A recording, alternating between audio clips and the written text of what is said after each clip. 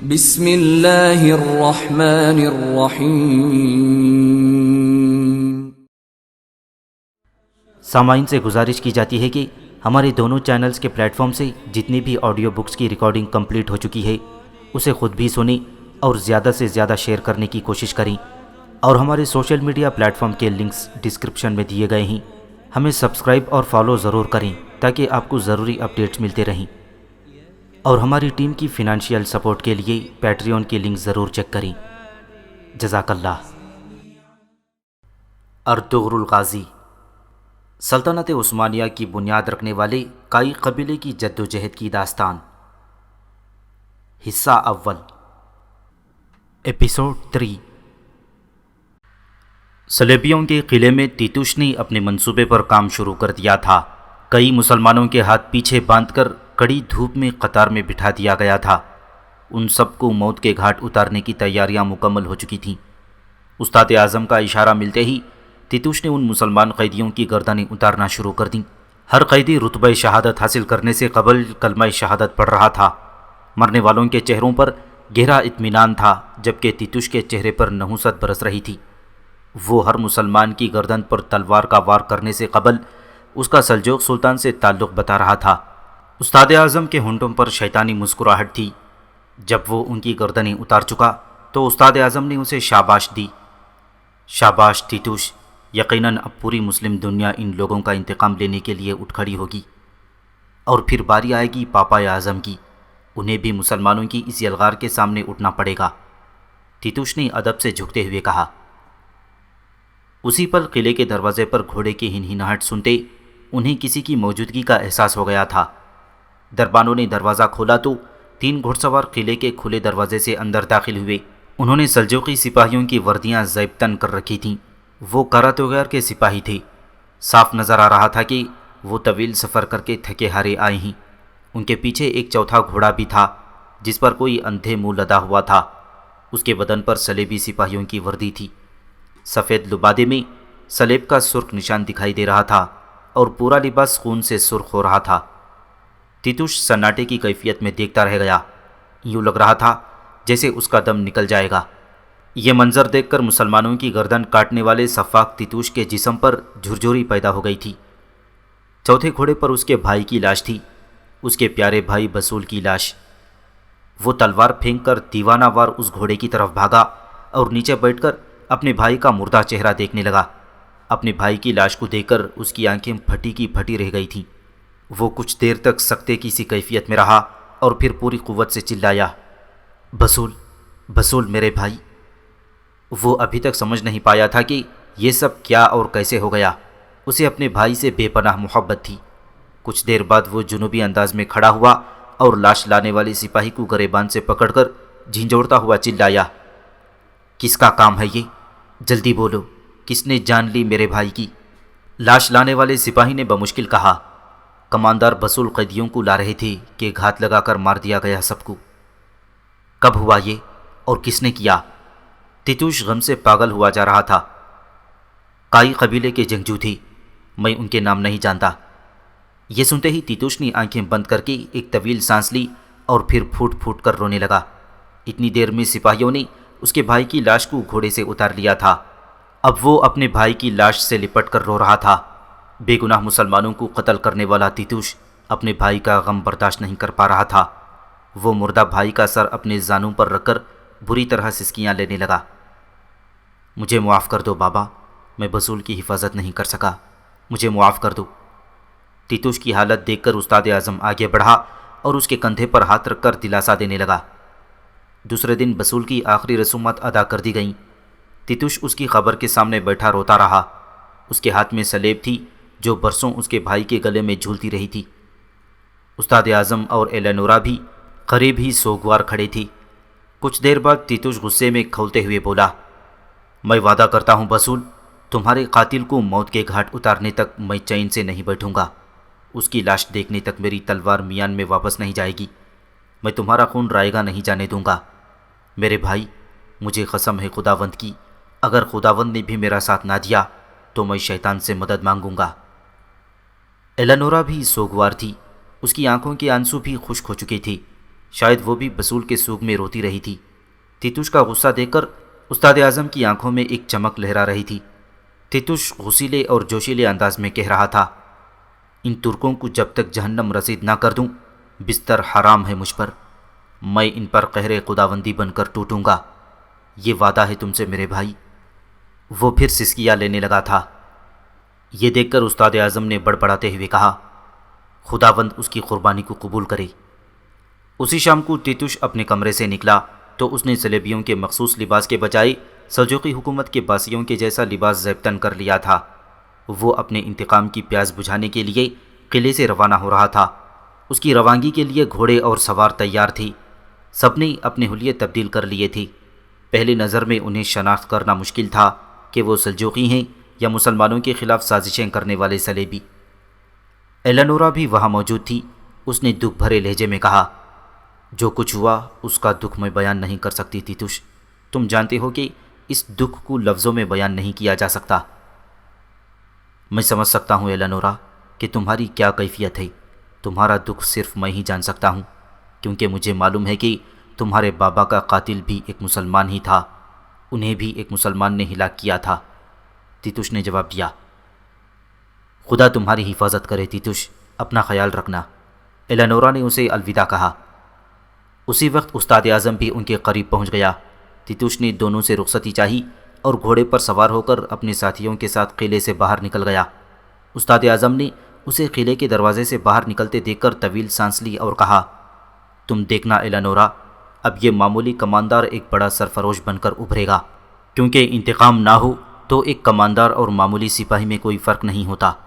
بسول کی موت تیتوش کے لیے ایک چنگاری ثابت ہوگی جو اسے معمولی کماندار سے ایک عظیم سرفروش بنا دے گی۔ اس کے نتیجے میں یقیناً خداوند بسول کے گناہوں کو بخش دے گا۔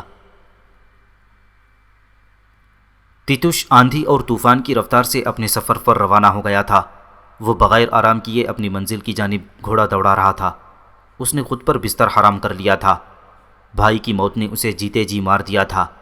جب تک وہ بھائی کے قاتل کو اپنے ہاتھوں سے قتل نہ کر دیتا اسے سکون نہیں مل سکتا تھا۔ وہ قلعے سے اکیلا نہیں نکلا تھا، اس کے ساتھ 4 سپاہی بھی تھے۔ انہیں ساری رات سفر کر کے دن ہونے تک کاراتویار کے پاس پہنچنا تھا۔ چنانچہ وہ ساری رات اور تمام دن سفر کر کے اسی منزل پر پہنچ گیا۔ کاراتویار کو جب تیتوش کے آنے کی اطلاع ملی تو وہ اپنی قیامگاہ کے دیوان خانے میں موجود تھا۔ تیتوش کو فوراً اس کی خدمت میں پیش کیا گیا۔ سفر کی تھکان چہرے پر لیے جب وہ اندر داخل ہوا تو کاراتویار نے اسے دیکھتے ہی عجیب سی مسکراہٹ کے ساتھ کہا، مجھے معلوم تھا کہ تم چین سے نہیں بیٹھو گے تیتوش، سیدھے میرے پاس ہی آؤ گے، اور میں تمہارا ہی انتظار کر رہا تھا۔ کاراتویار نے اسے بیٹھنے کا اشارہ کیا۔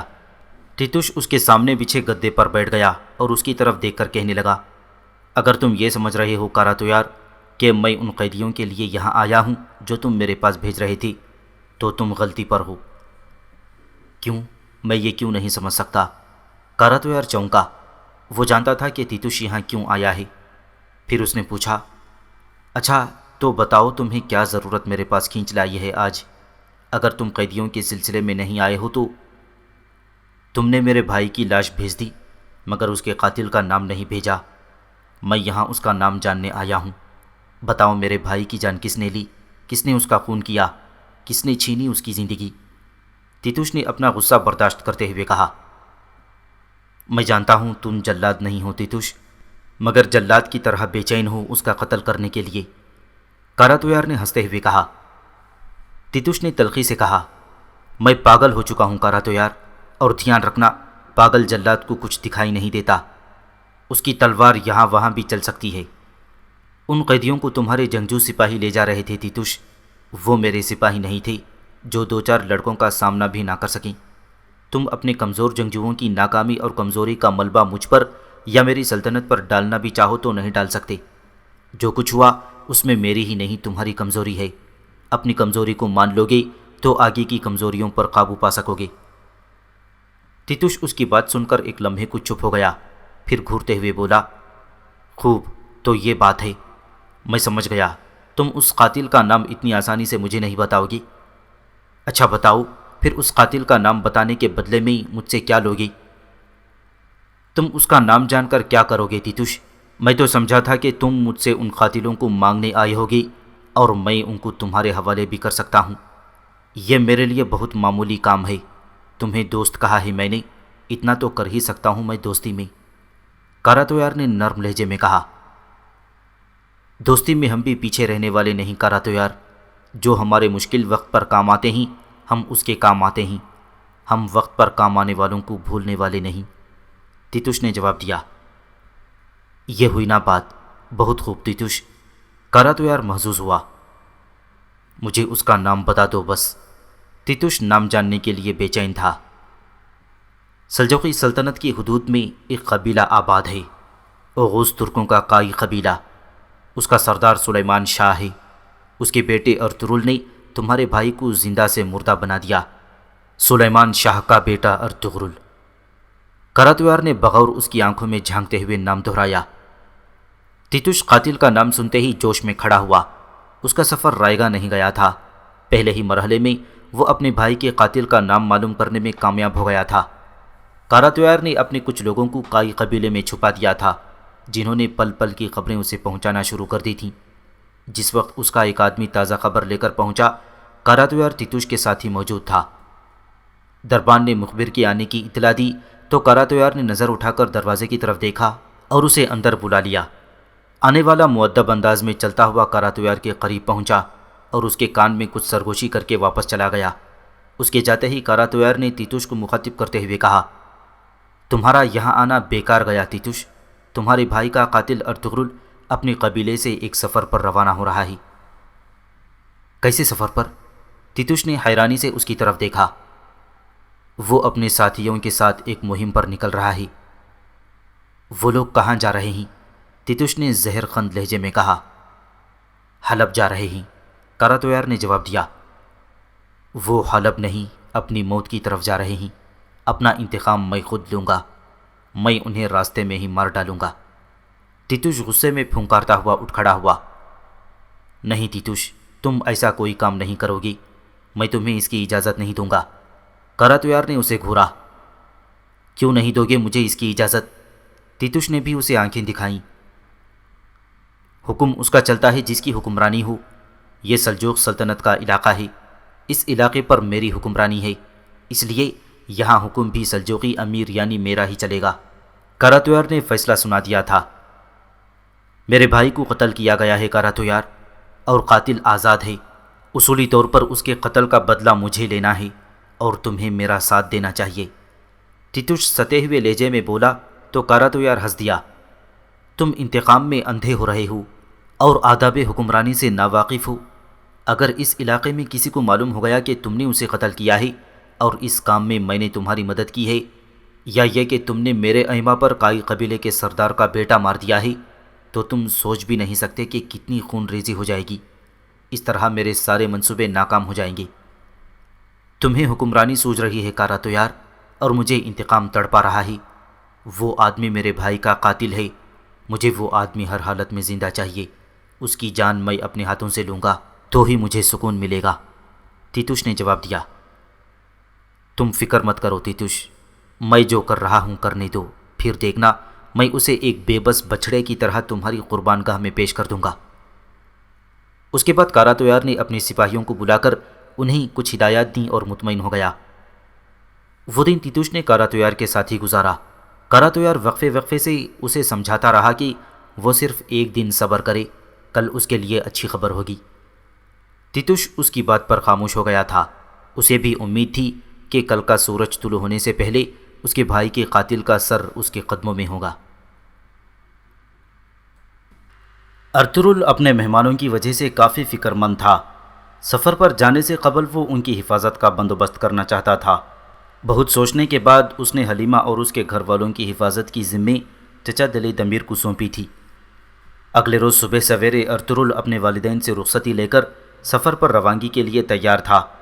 دونوں نے نیک دعاؤں کے ساتھ اپنے فرزند کو رخصت کیا تھا۔ خیمے سے کچھ فاصلے پر گلدارو نے بھی اسے گھوڑے پر سوار ہوتے دیکھ لیا تھا۔ ارطغرل کے تینوں دوستوں کے گھوڑے بھی اس کے ساتھ آ ملے تھے۔ ارطغرل کے جانے کے بعد جہاں حلیمہ بجھی بجھی سی دکھائی دے رہی تھی، وہیں شہناز بھی اپنے شوہر گلدارو کو تیز لہجے میں اکسا رہی تھی کہ سلیمان شاہ نے اس کے ساتھ انصاف نہیں کیا۔ یہ باتیں سن کر گلدارو کے تن بدن میں آگ لگ گئی تھی۔ ارطغرل اپنے دوستوں نورگل، روشان، بابر اور الیاس فقی کو ساتھ لے کر اپنے قبیلے سے دور جا رہا تھا۔ قبیلے کی حدود سے نکلتے ہی ان کے گھوڑوں نے رفتار پکڑ لی۔ حلب جانے کا راستہ وہ نقشے کی مدد سے ذہن نشین کر چکے تھی۔ الیاس فقی کئی بار حلب جا چکا تھا۔ ارطغرل اس کے ساتھی قبیلے سے نکل کر ایک طویل میدانی حصہ عبور کر کے گھنے جنگل میں داخل ہو گئی تھی۔ انہیں یہ طویل جنگل عبور کرنا تھا۔ پہلے مرحلے میں جنگل کے بعد انہیں حلب جانے والا راستہ مل گیا۔ اب ان کی راہ میں ایک دریا حائل تھا۔ دریا زیادہ گہرا نہیں تھا، لیکن پانی کا بہاؤ تیز تھا۔ انہوں نے دریا کا جائزہ لیا اور پھر اللہ کا نام لے کر گھوڑے پانی میں اتار دیے تھے۔ پار پہنچ کر وہ دریا کے ساتھ ساتھ سفر کرتے ہوئے ایک بلند ٹیلے پر پہنچ گئے۔ مزید آگے بڑھنے سے قبل انہوں نے کچھ دیر آرام کرنے کا فیصلہ کیا۔ گھوڑے بھی تھک چکے تھے۔ چنانچہ ارطغرل نے روشان کو آگ جلانے کی ہدایت کر دی تاکہ وہ لوگ آرام کر سکیں۔ روشان آگ جلانے کے لیے خشک لکڑیاں چننے لگا اور کچھ ہی دیر میں آگ روشن کر دی گئی۔ باقی دوست باتوں میں مصروف ہو گئی تو ارطغرل اٹھ کر دریا کے کنارے آ گیا۔ اسی لمحے کسی کی سرگوشیوں کی آواز سنتے ہی ارطغرل چونک کر ایک جھاڑی کی جانب بڑھنے لگا۔ جیسے ہی وہ جھاڑی کے قریب پہنچا، یہ دیکھ کر حیران رہ گیا کہ وہاں پتھر پر دو لوگ بیٹھے تھے، جن میں سے ایک باریش بزرگ اور دوسرا نوجوان تھا۔ زیادہ سفر کے تھیلے ان کے قریب ہی پڑے تھے۔ ارطغرل جھاڑیاں عبور کر کے ان کے قریب پہنچا تو دیکھا کہ دونوں ایک ڈرے سہمے ہرن کا پاؤں تھامے بیٹھے تھے۔ ہرن کا پاؤں زخمی تھا اور بزرگ شخص کسی ماہر طبیب کی طرح اس کے زخم کا معائنہ کر رہا تھا۔ ارطغرل وہیں رک گیا اور انہیں غور سے دیکھنے لگا۔ بزرگ نے ہرن کے پاؤں پر کچھ لگایا اور ایک پٹی اس کے زخم پر باندھنے لگی۔ ارطغرل نے چند قدم آگے بڑھا کر انہیں سلام کیا۔ بزرگ نے اپنے کام میں مصروف رہتے ہوئے وعلیکم السلام کہا۔ کیا ہوا اس بیچارے کو؟ ارطغرل نے پوچھا۔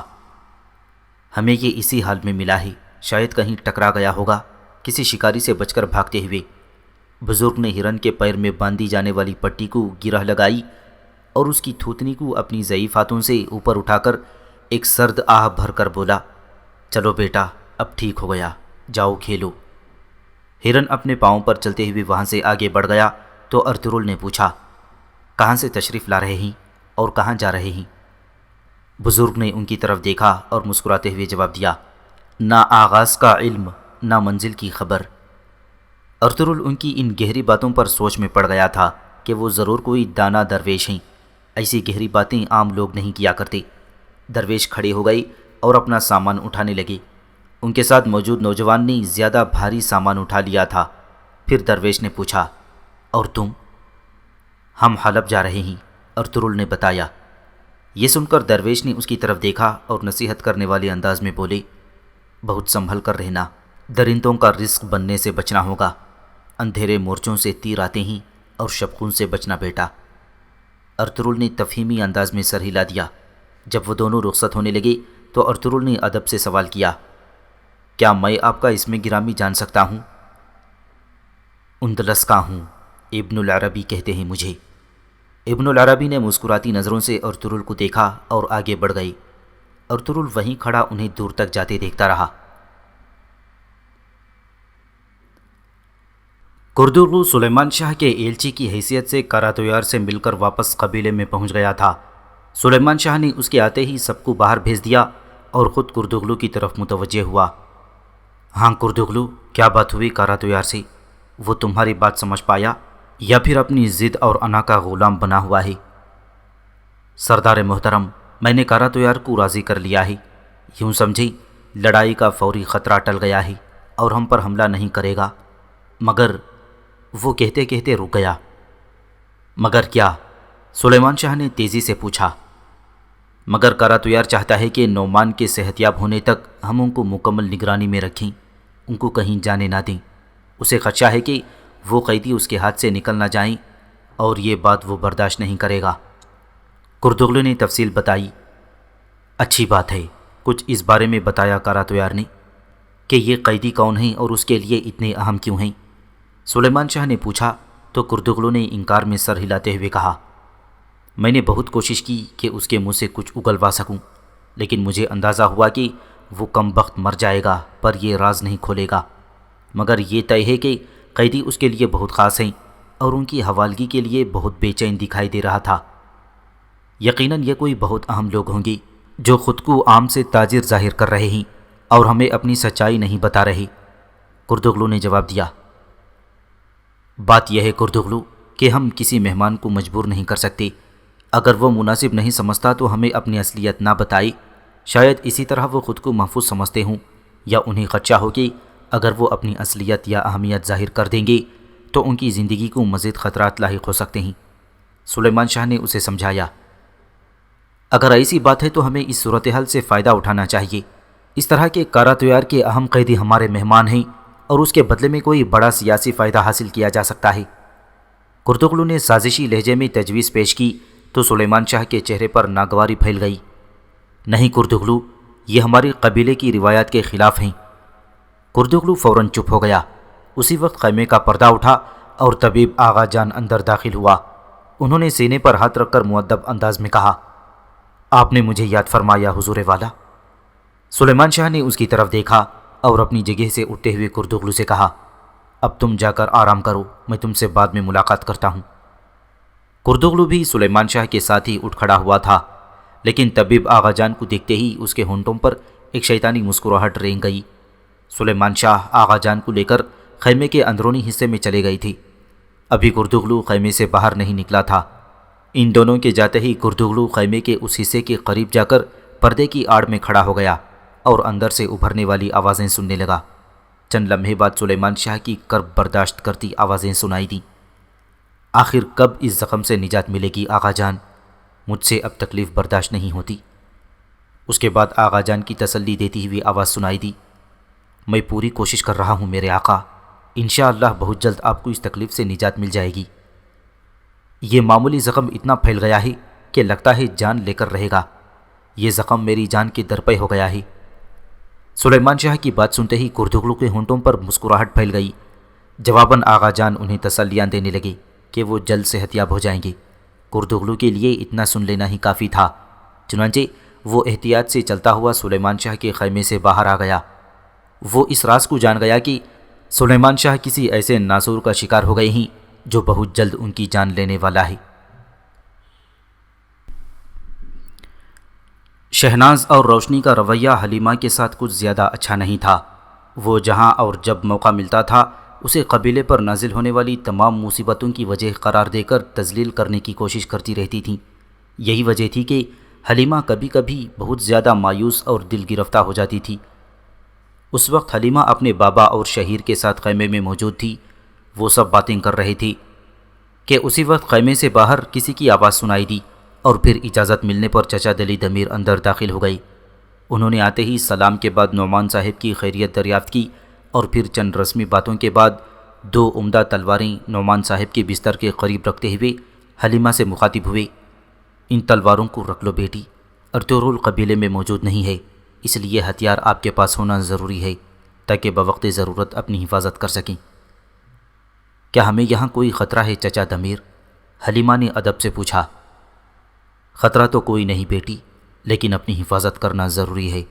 ارطغرل میرے لیے بیٹوں کی طرح ہی، اگر وہ مجھے کوئی کام کہے تو میں انکار نہیں کر سکتا۔ آپ لوگوں کی حفاظت کی ذمہ داری مجھے سونپی گئی ہے اور میں اس سلسلے میں آپ کو آگاہ کرنے آیا ہوں کہ پریشان مت ہونا، میں یہاں موجود ہوں۔ چچا دلی دمیر نے اپنی بات پوری کی اور مزید کچھ کہے بغیر خاموشی سے باہر نکل گئے۔ ان کی باتوں سے نعمان اور حلیمہ کو پریشانی لاحق ہو گئی تھی، چنانچہ نعمان نے اسی رات وہاں سے کوچ کرنے کا فیصلہ کر لیا۔ وہ قبیلے والوں کے لیے کسی پریشانی کا باعث نہیں بننا چاہتے تھے۔ یہی وجہ تھی کہ انہوں نے حلیمہ کو کہہ دیا تھا کہ آج رات یہاں سے روانگی کے لیے گھوڑوں اور دیگر ضروری اشیاء کا بندوبست کر لے۔ آدھی رات کا وقت تھا۔ حلیمہ اپنے بھائی شہیر کے ساتھ خیمے سے باہر گئی ہوئی تھی تاکہ سفر کے لیے گھوڑے تیار کر سکے۔ کافی دیر بعد جب وہ دونوں واپس لوٹے تو تمام تیاریاں مکمل ہو چکی تھیں۔ بابا جلدی کریں، ہمیں اسی وقت یہاں سے نکلنا ہے، وہ اپنی چیزیں سمیٹتے ہوئے بولی۔ کیا گھوڑوں کا انتظام ہو گیا ہے؟ نعمان نے چونک کر پوچھا۔ جی ہاں، باہر کوئی محافظ بھی موجود نہیں، میں نے راستہ دیکھ لیا ہے، ہم آسانی سے قبیلہ چھوڑ سکتے ہیں۔ جب وہ لوگ تیاری میں مصروف تھے تو خیمے سے کچھ فاصلے پر چند نقاب پوش موجود تھے۔ وہ سب اندھیرے کا حصہ معلوم ہو رہی تھی۔ ان کی قیادت کردغلو کر رہا تھا اور دھیمی آواز میں انہیں ہدایات دے رہا تھا۔ کردغلو کا اشارہ ملتے ہی وہ نقاب پوش تیزی سے مہمانوں کے خیمے کی طرف بڑھنے لگی۔ ان کے جاتے ہی کردغلو ایک سمت میں جا کر اندھیرے میں گم ہو گیا۔ اس کا کام ختم ہو چکا تھا، اب اس مقام پر دیکھا جانا اس کے لیے خطرے کا سبب بن سکتا تھا۔ نقاب پوش بہت ہوشیاری سے قدم اٹھاتے ہوئے خیمے کے دائیں بائیں کھڑے ہو گئے۔ انہیں خیمے کے اندر سے باتیں کرنے اور ہلچل کی آوازیں آ رہی تھیں۔ چاروں ایک دوسرے کی طرف جواب طلب نظروں سے دیکھنے لگے۔ ان کا خیال تھا کہ رات کے اس پہر کوئی نہیں جاگ رہا ہوگا۔ اندر سے ابھرنے والی سرگوشیوں سے محسوس ہو رہا تھا کہ خیمے کے مکین سوئے نہیں بلکہ جاگ رہی تھی۔ خیمے کے اندر حلیمہ اور شہیر یہاں سے نکلنے کی تیاری مکمل کر چکی تھی۔ اب وہ دونوں نعمان کو سہارا دے کر کھڑا کرنے کی کوشش کر رہی تھی کہ اسی لمحے پردہ ہٹا اور ایک نقاب پوش اندر آ گیا۔ اس کے ہاتھ میں خنجر تھا۔ وہ مسلح آدمی کو دیکھتے ہی وہ تینوں گھبرا گئی تھی۔ جیسے ہی حملہ آور حلیمہ کی طرف بڑھا، دو مزید نقاب پوش خیمے میں داخل ہو گئی۔ انہوں نے آتے ہی نعمان اور شہیر پر حملہ کر دیا۔ اسی دوران حلیمہ نے ہاتھ میں پکڑا ہوا تکیہ اٹھا کر نقاب پوش کے ہاتھ پر دے مارا، جس سے خنجر گرفت سے دور نکل کر جا گرا، اور اس نقاب پوش نے اپنا ہاتھ گھما کر حلیمہ کے چہرے پر دے مارا اور وہ الٹ کر نیچے گر گئی۔ شہیر چھوٹا ہونے کے باوجود ایک حملہ آور سے مقابلہ کر رہا تھا۔ وہ اپنے بابا کو حملہ آور سے بچانے کی کوشش کر رہا تھا۔ خیمے میں گھمسان کی لڑائی ہو رہی تھی۔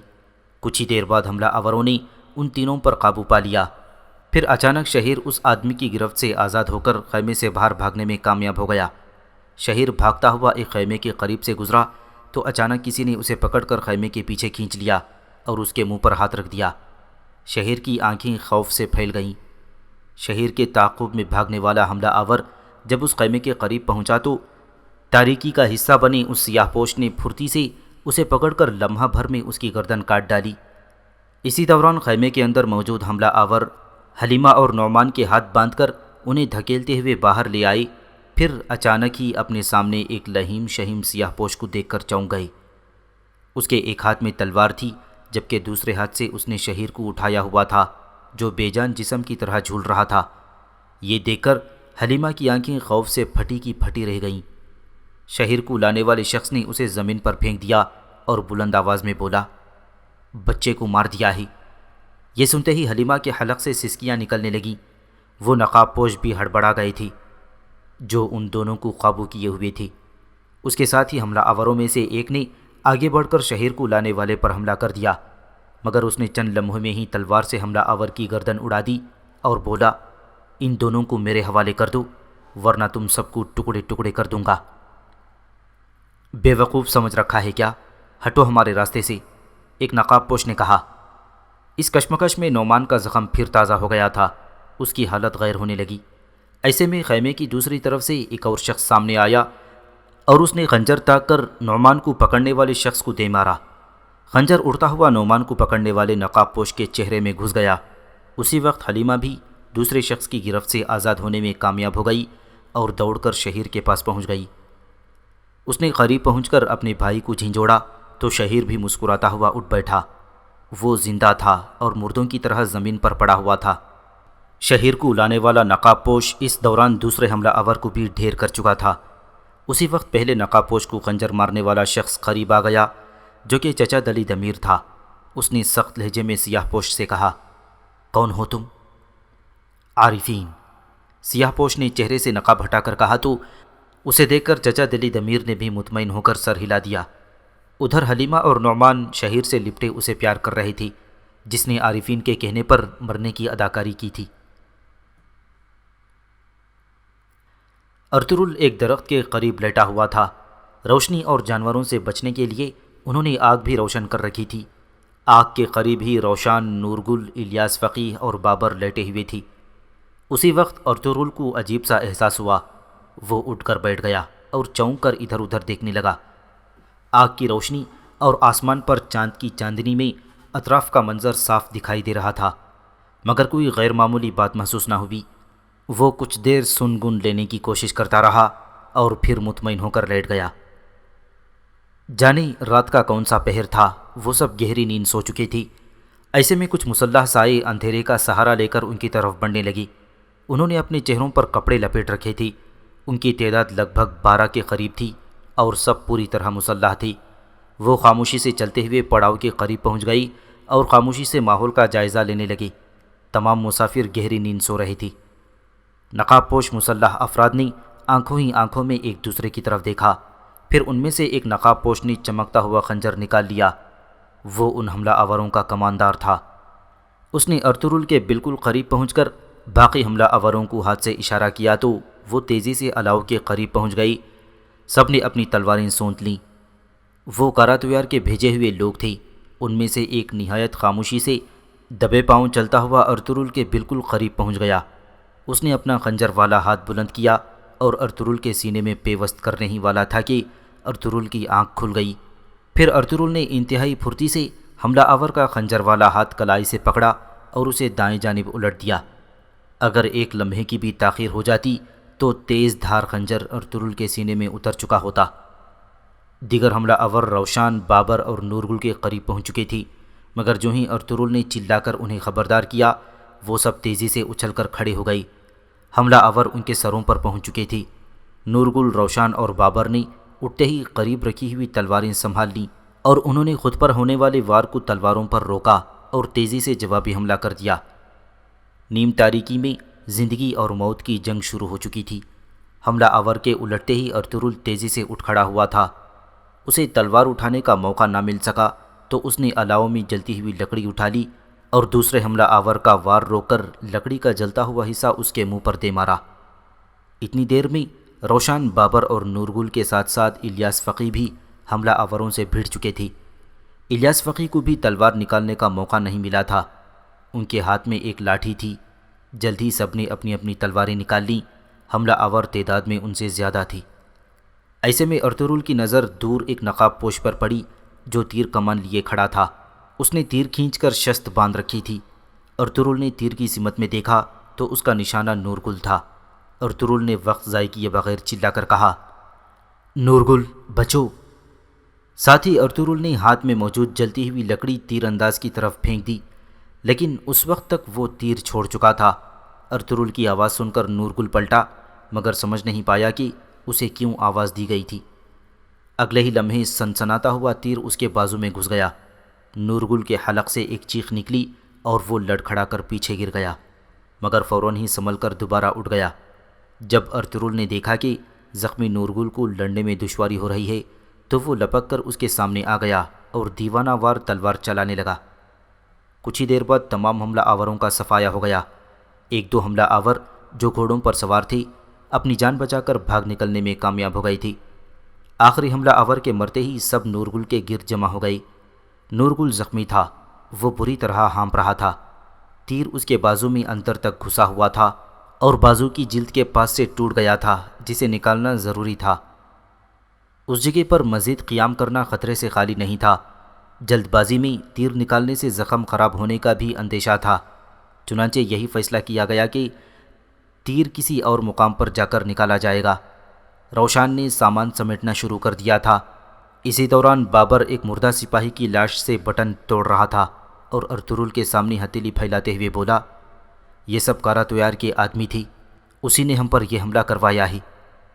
ارطغرل نے گہری سانس لیتے ہوئے اسبات میں سر ہلا دیا۔ وہاں مزید رکنا خطرناک ثابت ہو سکتا تھا، اس لیے ارطغرل نے سب کو جلدی جلدی سامان سمیٹنے کا حکم دیا۔ کچھ دیر بعد ہی وہ سب وہاں سے روانہ ہو چکے تھے۔ کاراتویار کے وہ آدمی جو ارطغرل پر حملے کے دوران اپنی جان بچا کر بھاگنے میں کامیاب ہو گئی تھی، دوسرے دن صبح سویرے واپس پہنچنے میں کامیاب ہو گئی۔ اس وقت تیتوش اور کاراتویار ناشتے میں مصروف تھی کہ بچ جانے والے دونوں سپاہیوں نے انہیں یہ خبر دی کہ ارطغرل اور اس کے ساتھیوں نے ان کے سارے آدمی مار دیے ہیں اور ان کا حملہ ناکام بنا دیا ہے۔ یہ سنتے ہی کاراتویار کا منہ غصے سے لال ہو گیا۔ تیتوش کے تن بدن میں بھی آگ لگ گئی تھی۔ وہ غصے سے گرجتے ہوئے بولا، کاراتویار، تم نے سب کچھ برباد کر دیا، کیا فائدہ ہوا؟ افسوس، وہ ہمارے ہاتھ سے نکل گئے۔ اس نے پہلے تمہارے اور پھر میرے آدمیوں کو گاجر مولی کی طرح کاٹ ڈالا۔ اس کا مطلب ہے تیتوش کہ ہم نے ارطغرل کی طاقت کا غلط اندازہ لگایا تھا۔ کاراتویار نے غصے سے کانپتی ہوئی آواز میں کہا، آج کے بعد تم مجھ پر کوئی حکم چلانے کی کوشش مت کرنا کاراتویار۔ اب جو کچھ بھی کروں گا میں کروں گا، میں خود اپنے ہاتھوں سے کروں گا۔ تم جیسے کمزور آدمی پر کچھ نہیں چھوڑوں گا۔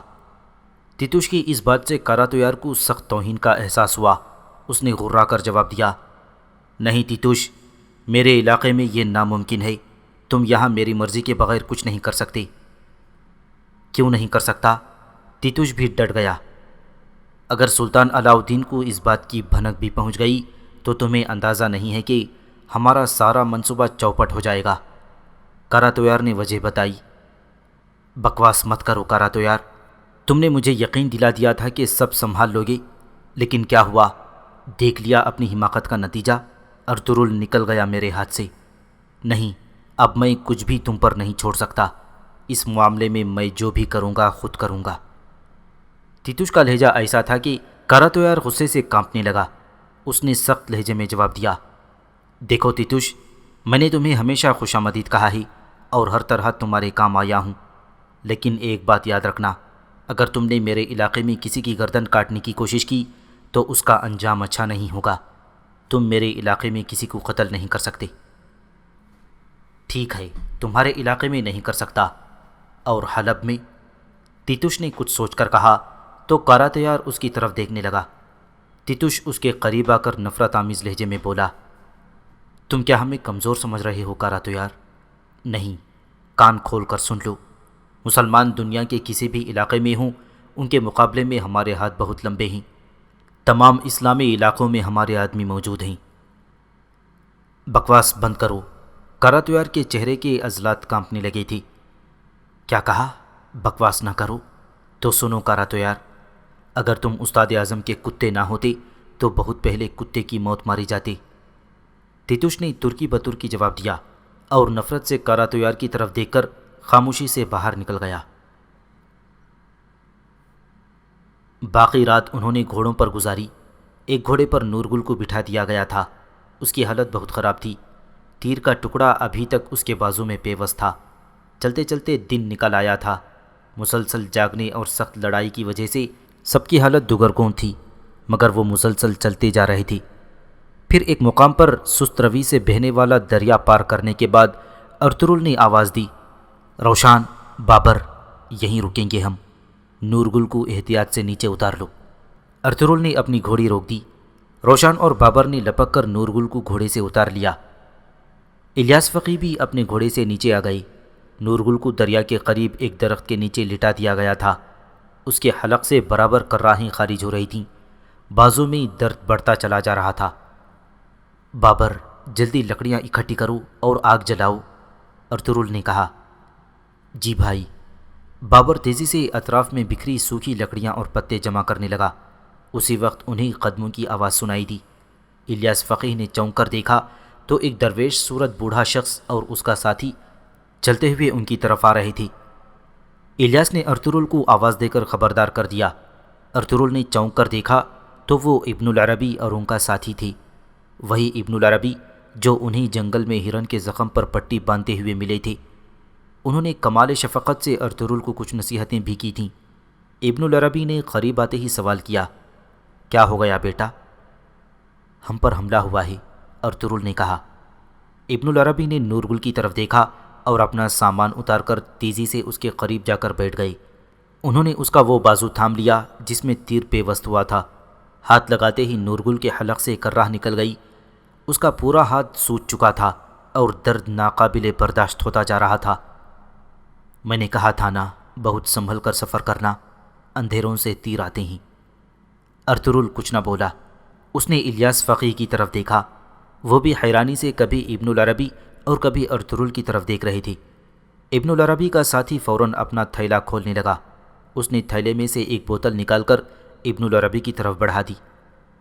ابن العربی نے بوتل نورگل کو سنگھائی اور ایک لکڑی اس کے منہ میں دانتوں کے درمیان دے دی۔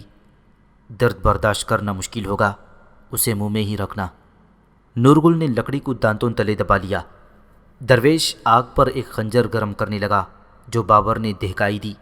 جب خنجر کی نوک سرخ ہو گئی تو وہ خنجر لے کر ابن العربی کے پاس گیا اور ان کے ہاتھ میں دے دیا۔ ابن العربی کے ساتھ الیاس فقیہ نے بھی نورگل کو سنبھال لیا تھا تاکہ بازو میں حرکت نہ ہو۔ پھر ابن العربی نے اس خنجر کی مدد سے نورگل کے بازو کا کچھ گوشت چیر کر تیر کا پھل باہر نکال لیا۔ نورگل اس بری طرح تڑپا تھا کہ اسے سنبھالنا مشکل ہو گیا تھا۔ ابن العربی کسی ماہر جراح کی طرح تیر کا پھل نکالنے میں کامیاب ہو گئی تھی۔ جو ہی تیر کا پھل بازو سے نکلا، نورگل کو شدید درد سے نجات مل گئی اور وہ بری طرح ہانپنے لگا۔ تیر کا پھل نوکیلا اور کانٹے دار تھا۔ گوشت سے نکلتے ہی اس نے بازو کا گوشت پھاڑ دیا تھا۔ پھر ابن العربی نے اس زخم پر اپنی بوتل سے نکالی ہوئی راکھ مل دی اور اگلے ہی لمحے خون نکلنا بند ہو گیا۔ نورگل کو اب سکون مل گیا تھا۔ باقی دن انہوں نے وہیں گزارنے کا فیصلہ کر لیا اور شام تک آرام کرتے رہے۔ ابن العربی اور اس کا درویش ساتھی بھی وہیں ٹھہر گیا تھا۔ اندھیرا پھیلنے سے قبل ہی انہوں نے ایک ہرن شکار کر لیا اور پھر قریب ہی آگ دہکا کر گوشت بھوننے کے دوران باتیں کرنے لگی۔ اس موقع پر تفصیلی تعارف بھی ہوا۔ ارطغرل نے اپنے بارے میں تفصیل سے بتایا۔ اس کے بعد ابن العربی نے اپنا تعارف کروایا کہ وہ برسوں پہلے اندلس چھوڑ چکے ہیں اور پھر کبھی پلٹ کر نہیں گئے۔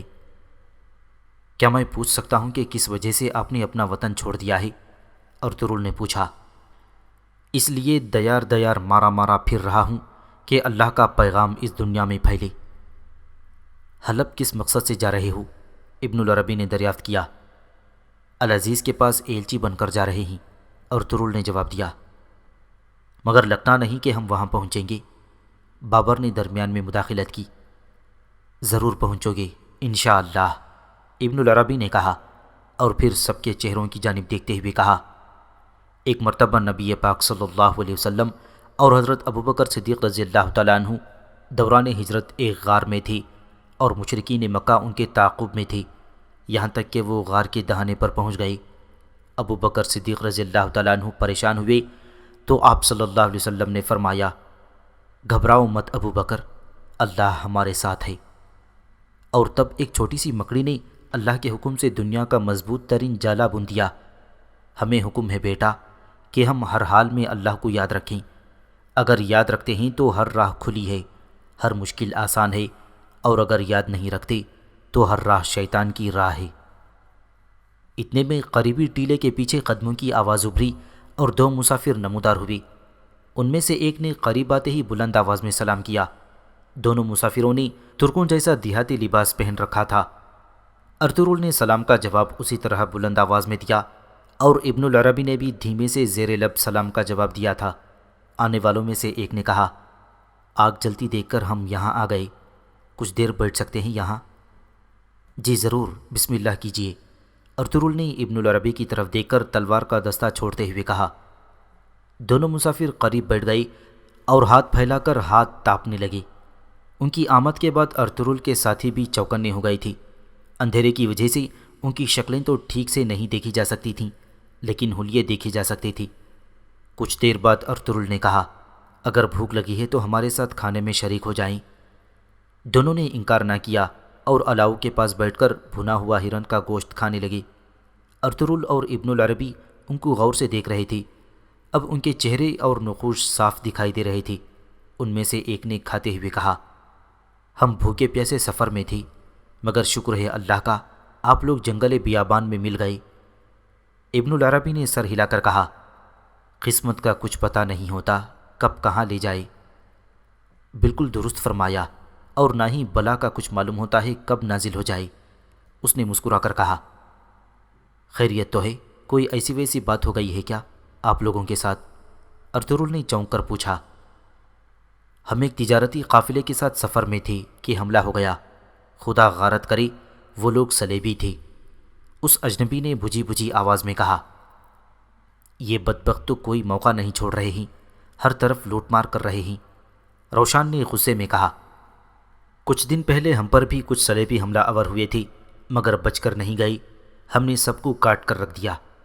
نورگل اور بابر اس کی بات پر ہنسنے لگے تو اجنبی چونک کر ان کی طرف دیکھنے لگا۔ ان صلیبیوں کی یہ جرأت کب سے ہونے لگی کہ مسلم علاقوں میں لوٹ مار کرنے لگیں؟ ارطغرل نے سوچتے ہوئے کہا۔ وہ لوگ مسلمانوں پر ایک نئی یلغار کی تیاریوں میں ہیں، جس کے لیے وہ ساری مسیحی دنیا کو مسلمانوں کے خلاف کرنے کی پوری کوشش کر رہے ہیں۔ یہ بھی معلوم ہوا ہے کہ وہ مسلمان ملکوں کے چیدہ لوگوں کو ایک ایک کر کے مار رہے ہیں اور پھر ان معصوموں کی لاشیں شہر کے بڑے چوک پر لٹکا دیتے ہیں۔ یہ سن کر ابن العربی نے اپنی آنکھوں پر ہاتھ رکھ لیا۔ دکھ اور کرب سے ان کی آنکھیں بھر آئی تھیں۔ ارطغرل نے مسکرا کر روشن اور بابر کی طرف دیکھا اور شوقی سے کہا، اس کا مطلب ہے زور بازو آزمانے کا وقت آ گیا ہے۔ پھر اس نے اجنبی کی طرف دیکھتے ہوئے کہا، ایسی جنگ تو ہمارے لیے اللہ کی طرف سے ایک نعمت ہے، صلیبیوں سے لڑنا کہاں ممکن ہے؟ اجنبی بولا، ایسا کیوں کہتے ہیں آپ؟ ارطغرل نے اس کی طرف دیکھا، تو اور کیا کہوں، مسلمان تو ایک دوسرے سے نبرد آزما ہیں، ایک دوسرے کے گلے کاٹ رہے ہیں۔ اس کے لہجے میں دکھ تھا۔ ابن العربی کے چہرے پر بھی دکھ کے آثار تھے۔ انہوں نے بے ساختہ جذباتی لہجے میں اجنبی سے کہا، مایوسی نہ پھیلاؤ، تم دیکھ لینا، اللہ بہت جلد ایک بہادر کو بھیجے گا، پھر تمام عالم اسلام اس کے پرچم تلے آ جائے گا۔ اس کی اولاد میں ایک سردار قسطنطنیہ کے ساتھ ساتھ بیت المقدس بھی فتح کرے گا اور پھر مکہ اور مدینہ کا خادم بنے گا۔ انشاءاللہ ہم اس بہادر کے پرچم تلے ان صلیبیوں سے جنگ لڑیں گے۔ ارطغرل نے پرعزم لہجے میں کہا، انشاءاللہ فتح حق کی ہوگی۔ اجنبی بھی بول اٹھا۔ پھر اس نے دونوں ہاتھ پھیلا کر دعا کی، یا اللہ اس بہادر کو جلد از جلد بھیج دے تاکہ ہمیں امن اور سکون مل سکے۔ ارطغرل مسکراتی ہوئی نظروں سے اس اجنبی کی طرف دیکھ رہا تھا۔